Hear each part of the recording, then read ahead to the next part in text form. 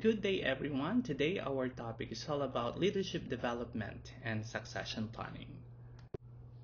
Now, what are our learning objectives for today? First, understand the importance and benefits of leadership succession and ensuring organizational continuity and success.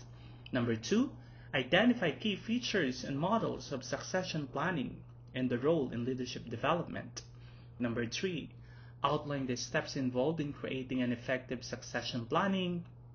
Number four, explain the role of mentoring in leadership and distinguish between different types of mentoring relationships. Number five, develop strategies for finding, creating, and sustaining productive mentoring relationship. Now let us start our discussion by defining what succession planning is all about and what is not. Now when we talk about succession planning, we're talking about a strategic process designed to identify, develop, and prepare future leaders to fill key organizational positions. In other words, succession planning ensures that organizations are prepared for the future, by having an employees who can step into leadership roles when needed. And this process is very important because it helps maintain stability, prevent disruptions, and foster growth by creating a pipeline of capable leaders. In the context of healthcare, succession planning is specifically important because it ensures continuity in patient care and operational efficiency, even during leadership transition. Now, succession planning is not identifying a specific employee for a specific job at a future point in time. It's not about picking one person for a specific job in the future. Instead, it's about preparing a group of employees with the skills and experiences needed to step into various leadership roles when the time comes. And this approach basically focuses on developing a pool of talent to ensure flexibility and readiness for any changes in leadership. Now let's talk about what are the features of effective succession planning. Effective succession planning involves a strategic approach to preparing employees for future leadership roles, ensuring organizational stability and growth. And one important features of effective succession planning is that identifying key player gaps through workplace planning. This means figuring out which leadership roles might be hard to fill in the future and planning ahead to avoid these gaps. And it helps organizations stay prepared by knowing where they'll need strong leaders and creating strategies to address those needs. Number two, giving employees at all levels opportunities to develop their skills. Now, everyone, not just managers, gets the chance to learn and grow in leadership succession, which means you build a stronger, a more prepared workforce. And this way, employees are ready to take on bigger roles when opportunities arise. Now, another feature of effective succession planning is embedding development opportunities in everyday work processes. Now, training and skill building aren't separate activities. In fact, they are built into daily tasks and routine, and employees learn and grow while they work, making development seamless and ongoing. Now, the fourth one is embedding knowledge sharing into work process. Now, in leadership succession, teams actively share what they know. So important information and skills don't get lost when someone leaves. And this is very important because this ensures that the organization keeps running smoothly even during transition. And the last, developing many employees for more challenging positions, not just one. Instead of focusing on just one person for a future role, when we talk about leadership succession in here, multiple employees are trained and ready to step up. And this is very important because it creates flexibility and ensures that there's always someone capable to fill critical positions. Now let's talk about the benefits of succession planning. Succession planning has many benefits that help an organization stay strong and grow. And it's especially important in healthcare where smooth leadership changes are crucial for providing good patient care and keeping everything running well. Now, what are the benefits of succession planning? First is ensure business continuity and minimize disruption to operation. So basically, when a leader or a manager resigns, it always leads to disruption to operation. And if a key leader leaves or retires, in leadership succession, there's no panic because someone is already prepared to step in. And this avoids big disruptions and keeps the operation steady. Imagine a hospital without a leader running the operation, without succession or leadership succession, it would be very problematic. And the second one is develop a pipeline of talented individuals who can assume critical roles. Now, succession planning is like training the next generation of leaders. And succession planning ensures that there's always a group of talented employees ready to take on important roles when the time comes. Next is improve employee engagement and retention by providing clear career path. In other words, leadership succession motivates and retain employees. Now, when employees see clear paths to grow within organization, they feel more valued and motivated, and it makes them more likely to stick around, knowing that they have a chance to advance. Next is enhance organization's performance and competitiveness. Now, strong leaders mean a stronger organization, and by preparing future leaders, the organization stays efficient, competitive, and ready to tackle challenges. Next is reduce the risk of leadership gaps and associated costs. So basically, if a leader or a manager resigns or retires, so basically it's very costly on the part of the organization, and surely it would create a leadership gap. Now, instead of scrambling to find outside replacement, succession planning promotes qualified people from within. And this is quicker, less expensive, and keeps things more consistent. And finally, one of the important benefits of succession planning is foster a culture of continuous development and growth. Now, when everyone knows growth is priority within the organization, they're more likely to improve their skills. And this creates a workplace culture where everyone strives to be their best, benefiting not only the employees, but the entire organization. Now let's talk about succession plan models. In healthcare organizations, effective succession planning is essential for ensuring continuity of care and leadership, particularly in an environment where leadership changes can have a direct impact on patient outcomes and staff productivity. And there are different models of succession planning. Now, each of these models has its pros and cons. And the right one totally depends on the size of the organization and the level of risk it's willing to take, and of course, the resources available. Now, the different types of succession plan models could be Hope model, nominal model, and we also have the robust model. Now, the first type of succession plan model is called the Hope model. Now, this type of succession plan model is considered as a reactive model that relies on hoping things will turn out for the best, only deal with succession issues when need arises. Now, the Hope model basically focuses on preparing one person to take over a leadership role in the future, hoping they're ready when time comes. And this model is often based on the idea that the ideal successor will emerge over time. Now, in this model, this is like crossing your fingers and hoping things will work out. It's about grooming one person for a leadership role and trusting that they will be ready when needed.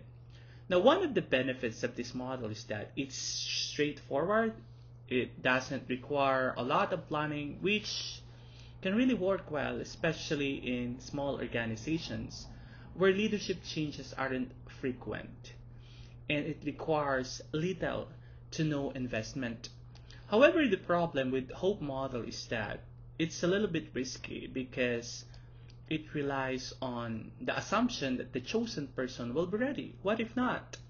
Considering without considering other option. And if something unexpected happens, it may leave the organization without a strong leader. The next type of succession plan models is called nominal model. Now, this is a proactive model compared to the Hope model, and it involves nominating one or two potential successors to key roles to step in at short notice. Now, the nominal model involves identifying a specific individual who is expected to take over, but this model also considers developing a small group of potential leaders. And this focus is more on having one key person ready while keeping some options open. Now, this model has a few benefits and limitations. And one of the benefits of nominal model is first, proactive approach, low investment, and reduces uncertainty. Now, nominal model offers a bit more flexibility when compared to Hope model because it prepares a backup person if the choice doesn't work out. And this model is still fairly straightforward to implement. However, the problem of this model is that it also has certain disadvantages or limitation. First, disappoints those not selected for promotion. Now, in here, employees who aren't chosen for the leadership track may feel undervalued, and this might ultimately lead to dissatisfaction or disengagement to these employees. The second one is limited knowledge of candidates. Now, decisions often rely on surface level assessment of skills or potential in this type of model.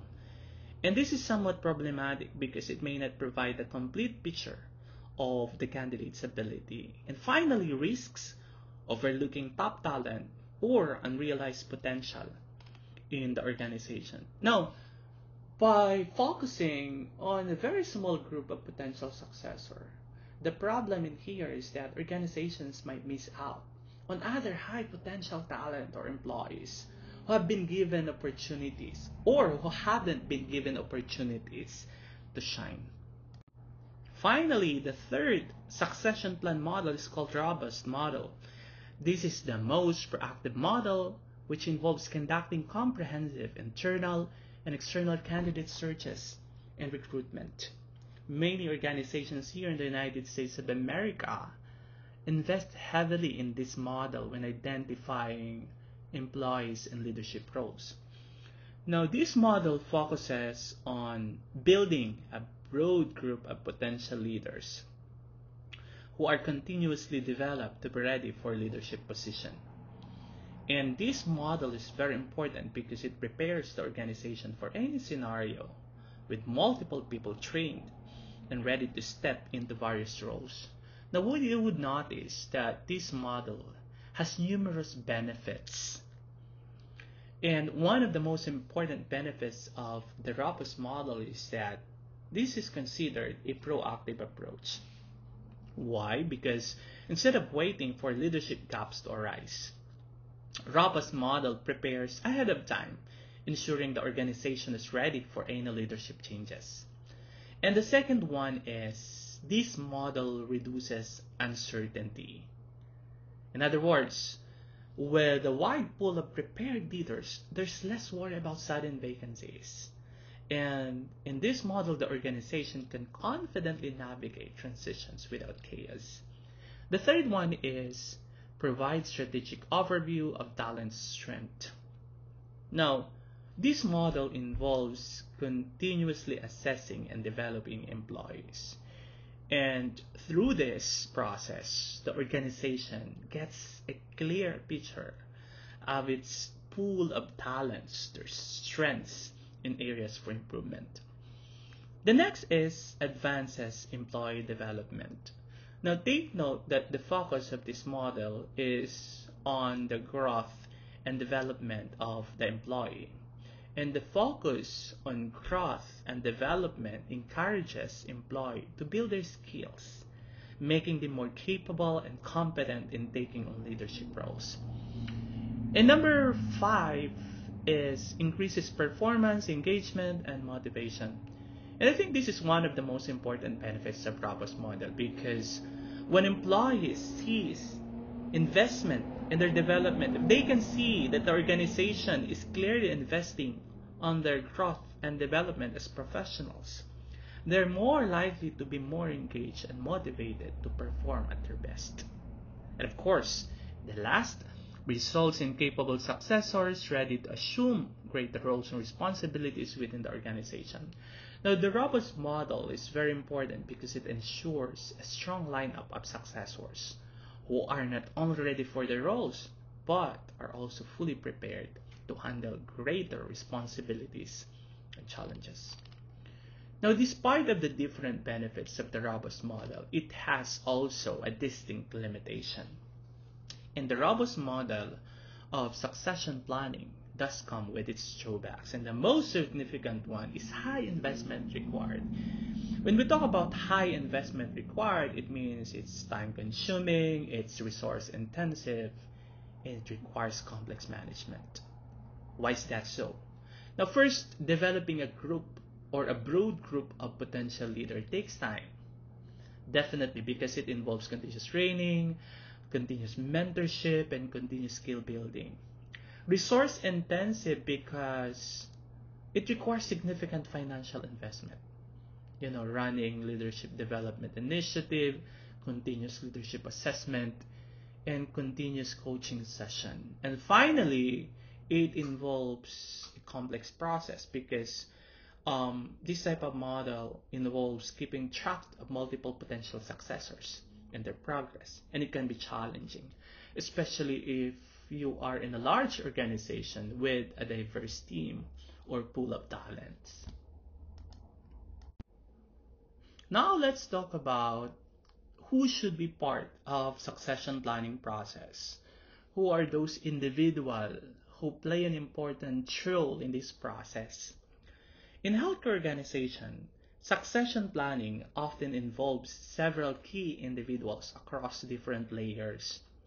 Now, each of these individuals equally contributes to succession planning by identifying, developing, and supporting potential leaders at every level of organization. Now, we have talent management. Who are these? Now, these are professionals who specialize in managing and developing the skills and careers of employees. And many of these professionals work in human resource department, or in some other organizations they have a dedicated talent management team. And these professionals are very important because they are the ones who identify high potential employees, and they are the ones who create development programs to prepare these employees for leadership roles in the future. In addition to talent management, we also have the managers. And who are they? The managers are basically individuals who oversee specific department or teams within the organization. For example, a department manager in a hospital could oversee the nursing staff, or a department manager who oversees the medical records. Now, what are the roles in succession planning? Now, managers assess the skills of their team members. They are the ones who provide feedback, and they are the ones who recommend employees who may be ready for advancement. And managers are also responsible for mentoring. Some of them are also capable of coaching staff to prepare them for future leadership. In addition to talent management and managers, we also have human resources. Now, who are these people? Who are these professionals? Now, HR professionals handle all aspects of employee management. These include recruitment, training, performance evaluations, and compliance with workplace laws. In a healthcare setting, human resources professionals or HR staff may specialize in areas like recruitment for clinical or non-clinical roles. Now, what are the different roles of human resources when it comes to succession planning? Now, HR professionals play a key role in the coordination of succession planning by aligning leadership development with organizational goals. And HR staff are also responsible for tracking employees' progress and ensure development opportunities are accessible. And finally, we have supervisors. And supervisors are the first line of leadership in healthcare settings.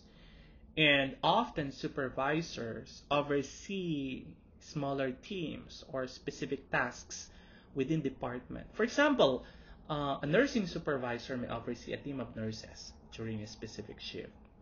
And why supervisors are very important in the context of succession planning? Basically, supervisors are the ones who are capable of identifying emerging leaders within their teams. In addition to that, supervisors also provide direct coaching and support. They also help employees build the necessary skills for future leadership roles. Now let's talk about the steps in succession planning. Succession planning involves several key steps to ensure that an organization is prepared for future leadership changes. And by following these steps, healthcare organization can ensure they're ready for any leadership transitions. And the first step in the succession planning process is identifying critical business position. Now, the first step is basically to figure out which jobs are the most important for the business to keep running smoothly, especially leadership roles. These are the positions that need to be filled quickly if someone leaves, resigns, such as the department heads or key medical staff in healthcare. Now, the next step in the process is creating comprehensive success profiles, and this is very important. Once you know which roles are critical, you need to create a clear picture of what makes someone successful in that position. In other words, this step means identifying the skills, the needed experience, and the qualities of a person needs to be a good leader in that role. The next step in the process is expanding the successor pool. This step involves finding and developing a group of people, not just one, who could potentially fill these key roles. You want to have several options ready so you're not scrambling to find a replacement if time comes. Next is implementing effective succession planning tools. Now, this is also very important because many organizations are now utilizing various tools, like for example, leadership assessment, or in some other organizations, particularly in large companies, they're actually using tracking software to help manage and organize succession planning process. And these tools are very important because it helps them track who is ready for advancement in what they still need to learn. The next step is very important because it involves assessing potential successors. In this step, the organization evaluates employees to see who has the potential to take on leadership roles in the future. And this would include reviewing their performance, skills, and leadership abilities to figure out who is most ready to step up. And we're going to discuss step 5 in our next slide comprehensively. Next is creating customized development plans. Now, after identifying potential leaders, you need to create specific development plans for each person. Take note, this development plan should be tailored should be customized based on the strengths, based on the areas of improvement of each employee for potential leadership role. And this might include training, mentoring, or new job experiences that build the skills they needed. And finally, the last step is taking proactive action. Finally, succession planning isn't something to wait on. It's about taking action early. And organizations should start developing their future leaders well before a vacancy occurs, ensuring that there are no gaps in leadership when it's time for someone to move up or leave. As previously mentioned, assessing the performance or capability of the potential successor is very important. In one of the essential tools that will help you assess and track the performance and capability of your employee is the performance evaluation grid. Now, when you look at the grid, it's like a chart that shows how well an employee is doing based on certain factors. Now, let's try to examine closer the grid. So basically in the grid, you will see categories. The grid has different categories that focus on the skills or behaviors important for the job. This could include things like work quality, teamwork, leadership, communication, and problem solving. And for each category, the employee is given a rating, which could range from low, moderate, or high. And these ratings show how well the employee is doing in each area. Now, the purpose of the grid is basically to give you a clearer overview of the employee's strength. It's like a report card for work performance.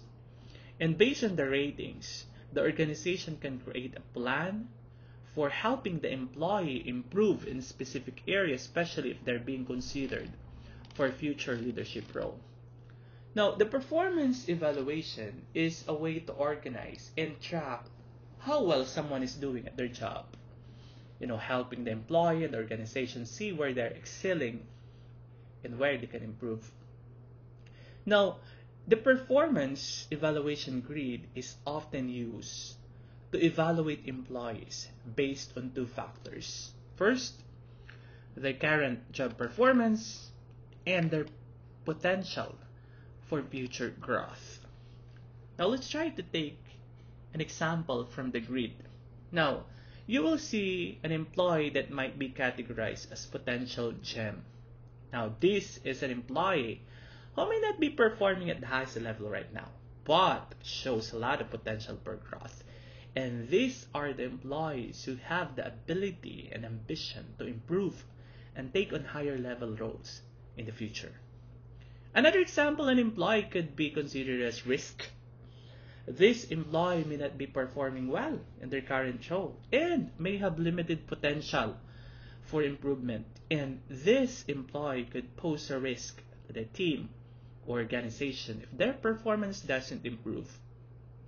Now, we also have here an employee who might be considered a star. This is an employee who is performing at a very high level and also shows a great deal of potential for even greater success. These are the types of employee who excel in the role and are highly likely to be successful in higher roles in the future. Now, another example is an employee could also be considered a solid performer. This employee consistently performs well in their current role, but they may not have as much potential to move into higher leadership roles. They're reliable and do their job well, but they may not show the same level of ambition or ability to take on bigger challenges. Now, in summary, this grid is showing the category of each employees, and this data could help employers or organization make decisions about where to focus development efforts, identify future leaders, or address potential risks. Now, the second part of our session focuses on mentoring and leadership mentoring. And I would like my discussion by starting to define what is mentoring and how it is different from leadership mentoring. Now, when we talk about mentoring, it is a process where an experienced individual, a mentor, guides, supports, and advises a less experienced person, the mentee, in the personal and professional development. In this setup, the mentor shares their knowledge, experiences, and wisdom to help the mentee grow in their career or personal life. So basically, when we talk about mentoring, it often focuses on providing guidance, developing skills, offering feedback, and helping the mentee navigate challenges. In other words, mentoring is like having a guide to help you learn, grow, and overcome challenges. On one hand, when we talk about leadership mentoring, we're talking about developmental process where an experienced leader supports and guides a less experienced individual to enhance their leadership skills, knowledge, and confidence. When we talk about leadership mentoring, it is a specific type of mentoring focused on developing leadership skills and preparing individuals for leadership role. It goes beyond general career advice, and it often targets the unique challenges and skills required for effective leadership. In leadership mentoring, the mentor helps the mentee learn about the arts and the science of management and leadership, including management of people, decision-making process, strategic thinking, or even building leadership presence. In other words, leadership mentoring is about helping someone become better leader. Now let's talk about the different models of mentoring. There are different models of mentoring, and each of these models offers different benefits and ways to develop skills depending on the situation, depending on the goals of the individuals involved. Now, one of the most common model of mentoring, which is widely implemented in many organizations, is the assigned mentoring. In this model, the organization or a higher authority, your boss probably, your supervisor, your dean, your manager, or your immediate supervisor, may assign a mentor to a mentee. And the mentor and the mentee may not have chosen each other, but they are paired based on mentee's development needs. For example, a new nurse might be assigned to an experienced nurse who will guide them through their early days on the job and help them develop the necessary skills for the role. That is an example of assigned mentoring. The second one is self-selected mentoring. Now, in self-selected mentoring, here individuals choose their own mentor based on mutual interests, goals, or the mentor's expertise. And this type of mentoring model is very important because it gives the mentee more control over who they want to learn from. For example, a nurse who is interested in advancing their career might choose a senior nurse who specializes in management, for instance, to help guide their path toward leadership. In addition to assigned mentoring and self-selected mentoring, we also have this so-called group mentoring. This model involves one mentor working with a group of mentees rather than focusing on one individual.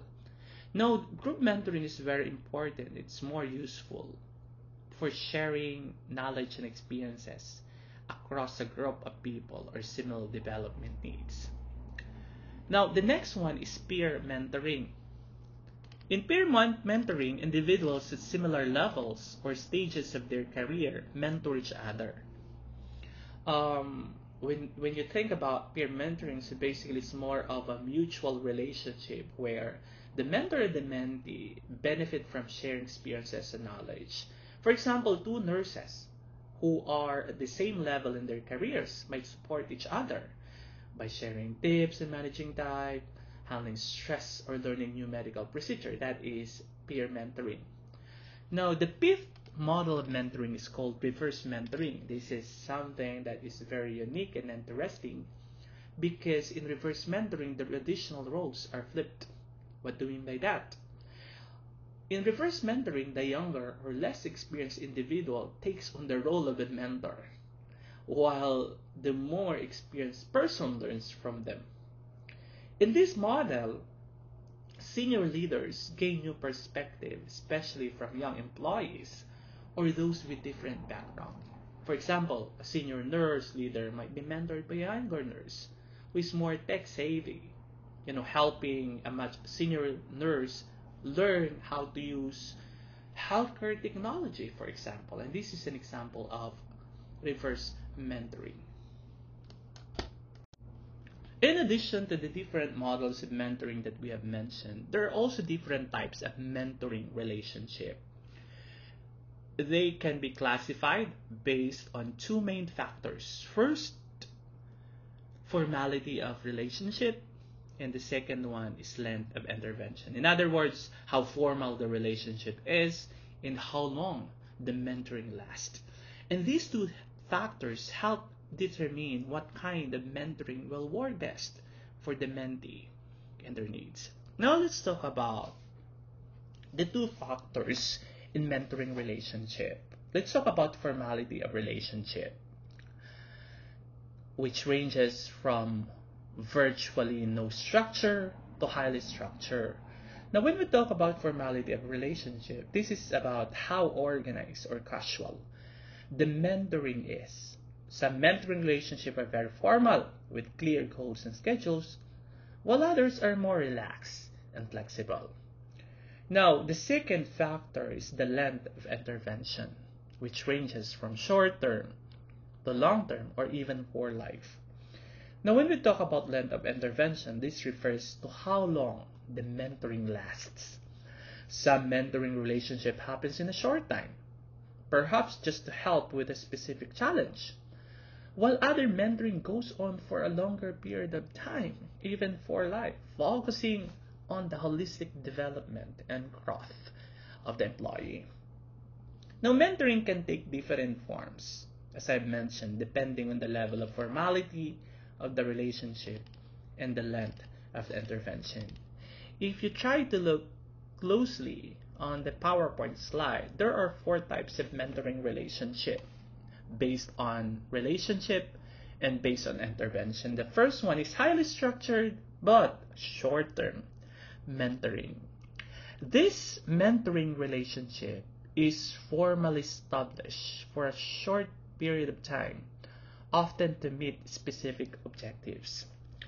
This is a formal mentoring relationship, meaning you would expect that there are clear goals, there is a set timeline, there are structured activities to complete.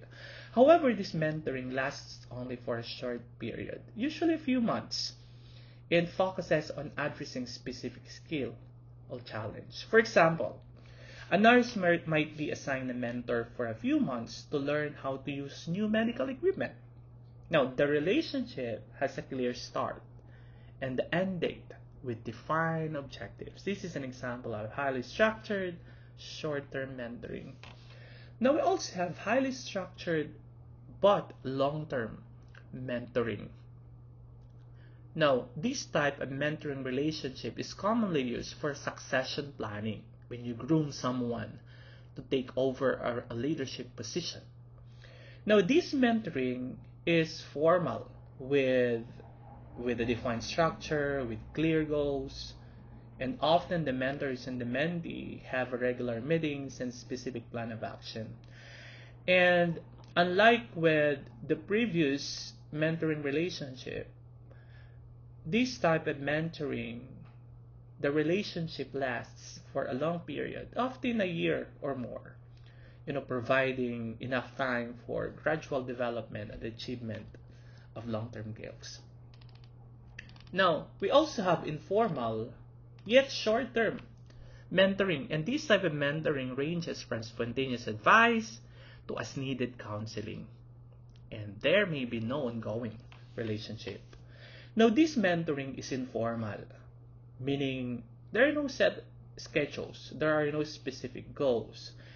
And in this type of mentoring relationship, the relationship is often based on casual conversation and spontaneous advice.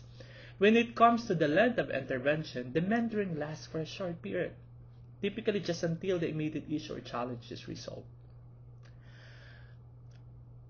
A good example of this is when a nurse might ask a senior nurse for advice during a challenging situation, like for instance handling a difficult patient. The relationship ends once the issue is addressed, and this is an example of informal short-term mentoring relationship. And of course, we also have the informal long-term mentoring.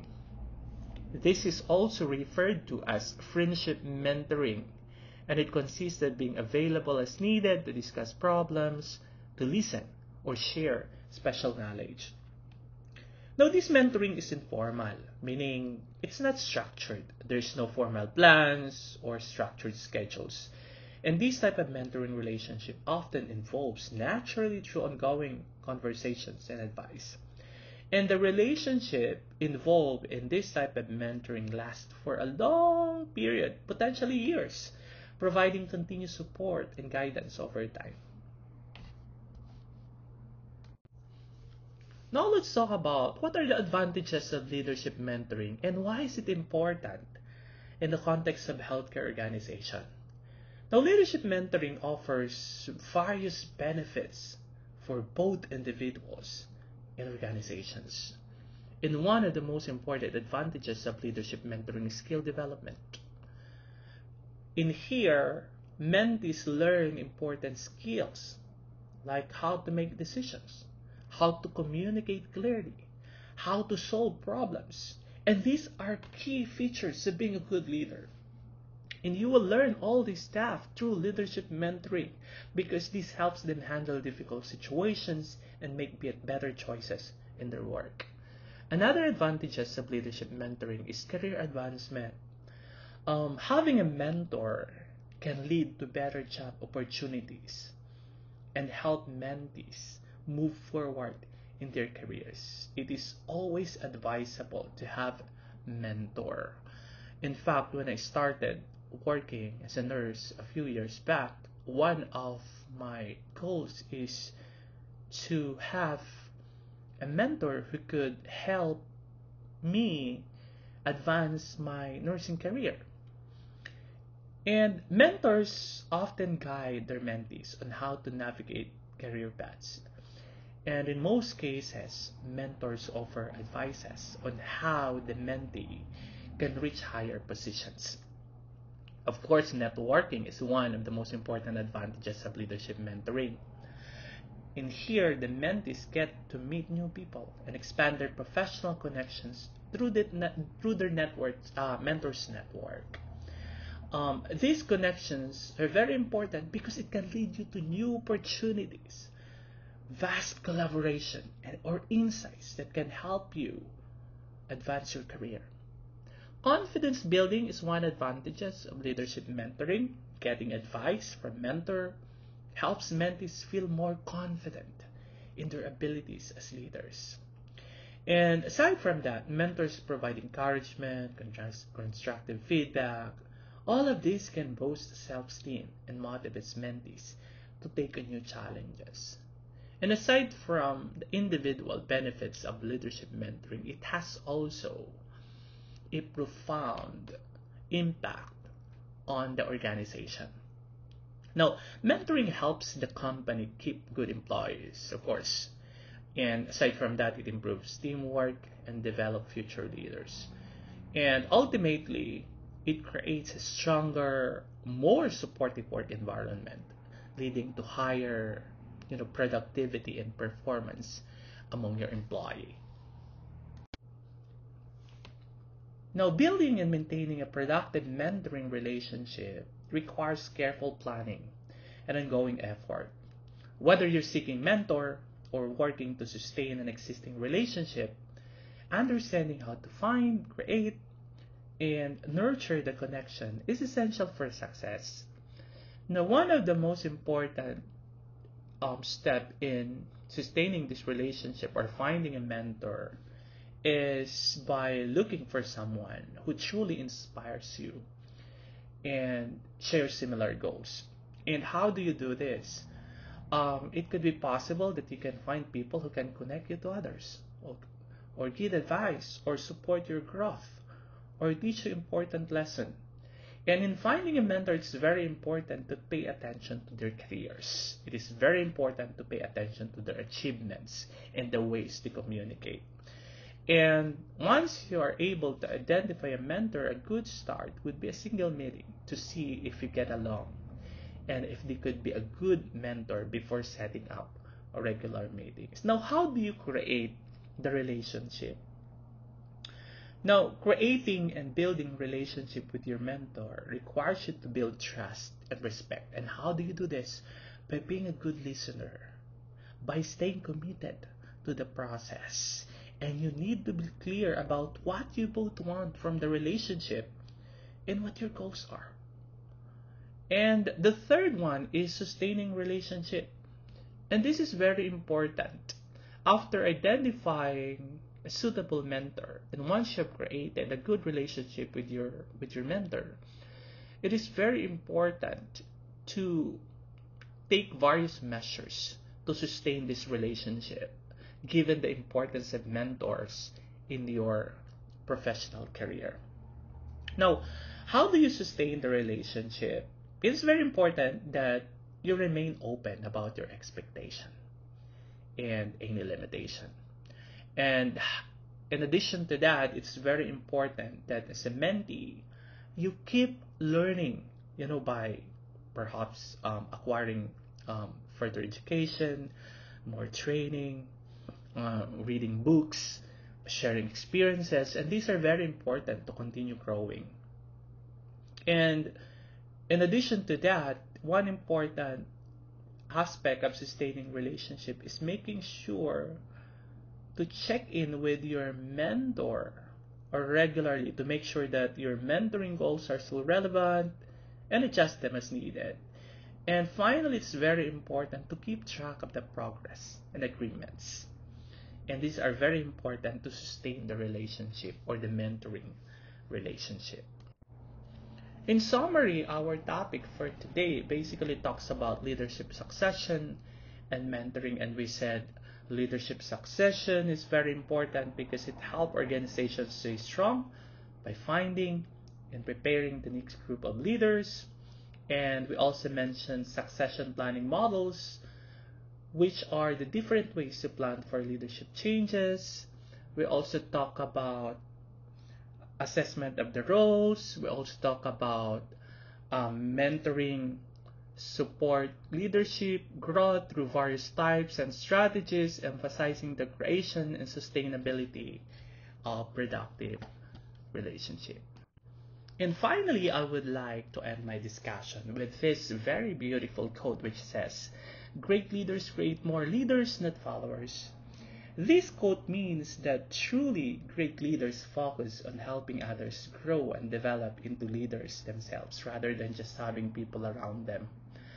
And in the context of leadership succession and mentorship, this quote highlights the importance of developing future leaders through thoughtful planning and guidance by focusing on nurturing others and preparing them to take on leadership roles.